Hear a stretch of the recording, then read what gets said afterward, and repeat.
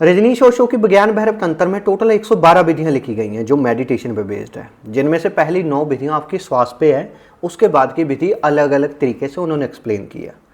आज की जो 6th विधि है, इसमें ओशो लिखते हैं कि संसारिक काम करते हुए भी आप अपने अवधान पे फोकस रह के या अपने श्वासों पे ध्यान करके उस परमात्मा या अपने आप को खोज सकते हो। आपका एक नया जन्म हो जाएगा। इस चीज़ को दोबारा एक्सप्लेन करता हूँ क्योंकि इसकी डिटेल एक्सप्लेनेशन मैं आगे बताऊंगा। जो इसका हेडिंग है उसको एक्सप्लेन कर देता हूँ। संसारिक काम करते हुए अपने अवधान या अपने श्वासों पर केंद्रित रहिए और आपका कुछ दिनों में एक नया जन्म हो जाएगा। अब इसमें श्वासों का बहुत ज़्यादा अहमियत दी गई है ओशो द्वारा। ओशो हर एक चीज़ को श्वास से जोड़ के देखते हैं क्योंकि हर एक चीज़ का मूल्य, आपके शरीर का मूल्य आपकी सांस है। जिस दिन आपके शरीर से सांस निकल जाएगी, आप प्राण त्याग दोगे और इस शरीर को अलविदा कह दोगे। तो आपके मन, आत्मा और शरीर के बीच का जो मूल है वो है सांस। अगर आप संसारिक काम करते हुए अपने सांस पे कंट्रोल कर लेते हो तो आपके मन के विचार काबू में आ जाएंगे। अब इसको थोड़ा सा और डीप एक्सप्लेन करता हूँ। आप जब भी खाना खाते हैं, आप चुप हो जाते हो, आप अपने खाने पे फोकस करते हो। आप सोने जाते हो, अपने सांसों पे ध्यान करोगे तो आपको नींद आ जाएगी। लेकिन दिन में काम करते हुए आपके आसपास इतने तरह के लोग आज आते जाते हैं जिनके थ्रू आप अपने काम पे फोकस नहीं कर पाते हो। हर टाइम आपके विचार बदलते रहते हैं, वो विचार आपको तंग करते हैं। ओशो इसी चीज़ को एक्सप्लेन करते हैं। ओशो सिंपल सा लिखते हैं, अवधान, आपका ध्यान। अवधान और ध्यान में थोड़ा सा डिफरेंस है। अवधान होता है किसी चीज़ को देखना, ध्यान होता है किसी चीज़ पे टिकाव। दोनों में थोड़ा सा डिफरेंस है। तो इस चीज़ को एक्सप्लेन करने के लिए मैं रुक लेता हूँ, दोबारा फिर एक्सप्लेन करता हूँ। अपने काम करते हुए अपनी सांसों पे ध्यान कीजिए क्योंकि जितनी ज़्यादा आपके आसपास डिस्टर्बेंस रहेगी, आपके मन में उतने तरह के विचार आएंगे। आपका सबकॉन्शियस माइंड उतने तरह के मूवमेंट को कैप्चर करेगा। आपका विचार हर सेकंड चेंज होगा। तो इस चीज़ को आपको ध्यान रखना है काम करते हुए। जब भी मान लीजिए आप जॉब पे बैठे हो, आप कोई भी काम करते हो, आपको हैवी स्ट्रेस फील हो रहा है, सिर्फ अपनी सांस को आते जाते देखिए। ओशो ने एक और भी कहा था कि अगर आप दिन में 300 बार मूल बंद कर लेते हो, मूल बंद होता है सांसों को आते जाते देखना, तो आप अपनी कुंडलिनी एक्टिव कर सकते हो।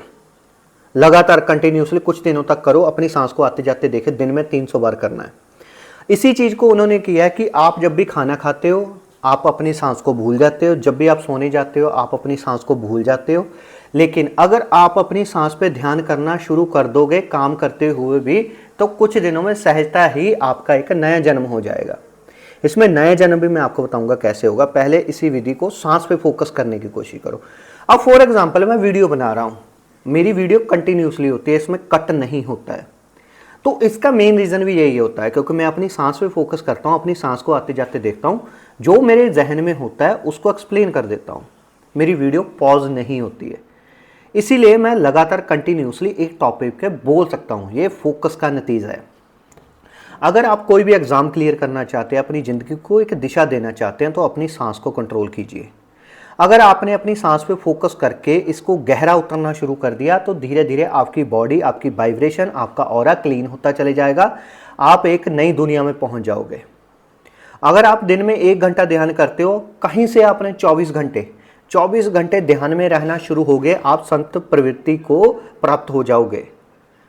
तो इसी चीज को ओशो ने लिखा है कि आपको काम तो करना पड़ेगा। इस पेट को चलाने के लिए, इस शरीर चलाने के लिए ऊर्जा चाहिए। ऊर्जा मिलेगी भोजन से, भोजन कमाने के लिए पैसा कमाना जरूरी है।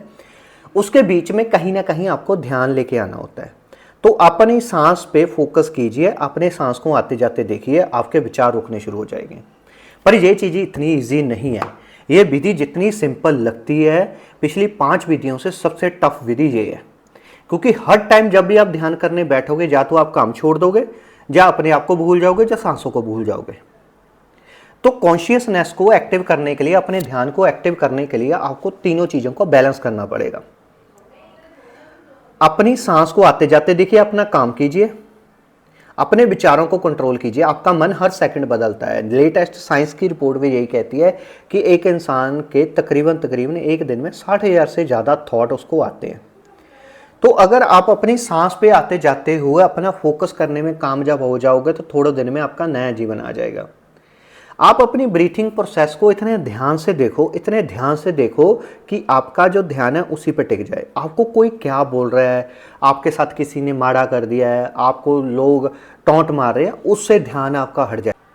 आप जब भी अपनी सांसों पे ध्यान करोगे आपका एक नया जीवन उतरता जाएगा, क्योंकि आपकी जो सांस है वो आपके शरीर और आत्मा के बीच का बंध है। मन उस विचारों का संग्रह है।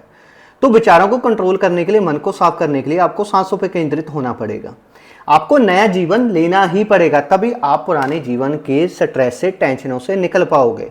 मेरी वीडियो में हो सकता है कि आपको कोई लिंकेज ना लगे, या आपको ऐसा लगे कि ये सिर्फ बकवास है, ऐसे ही है। मैंने एक्सपीरियंस की हैं चीजें, उसके बाद ही मैं वीडियो बना रहा हूं। बाकी आपकी इच्छा है। इसी विधि को मैं दोबारा एक्सप्लेन कर देता हूं। संसारिक काम करते हुए अपने अवधान, अपनी श्वासों पर ध्यान कीजिए। कुछ दिनों के बाद आपका एक नया जीवन जन्म हो जाएगा, या नए जीवन की शुरुआत हो जाएगी। इतनी सी विधि है। इसके बीच में सांसों पे केंद्रित होना आपका पहला काम है। दूसरा काम है अपने विचारों को कंट्रोल करना। तीसरा काम है उस काम को एंजॉय करना। सिर्फ इतनी सी विधि है, लेकिन ये सबसे मुश्किल है। जितनी मैंने विधियां पढ़ी हैं उनमें सारा कुछ छोड़ के आपको बैठना पड़ता है, लेकिन इस विधि में ओशो कुछ छोड़ने को नहीं कह रहे।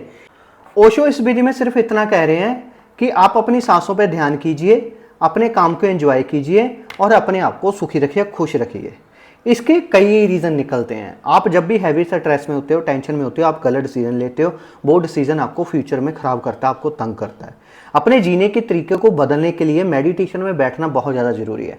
इससे पहले जो मैंने 5 विधियाँ एक्सप्लेन की उसमें आपको रुक के बैठना होता था, लेकिन इस विधि में चलते हुए, काम करते हुए अपने ध्यान को फोकस करने की बात कर रहे हैं। तो ये विधि सबसे डिफिकल्ट विधि है, क्योंकि आप ध्यान नहीं कर पाओगे, आप अपने आप पे कंट्रोल नहीं कर पाओगे। इस विधि को डीप करने के लिए आप मुझे डीएम कर सकते हैं, इंस्टा पे भी, व्हाट्सएप पे भी कर सकते हो। कोई भी जानकारी चाहिए मुझे फॉलो कर सकते हैं। वीडियो में कुछ भी इन्फॉर्मेटिव लगा हो, अच्छा लगा हो, लाइक एंड शेयर जरूर करना।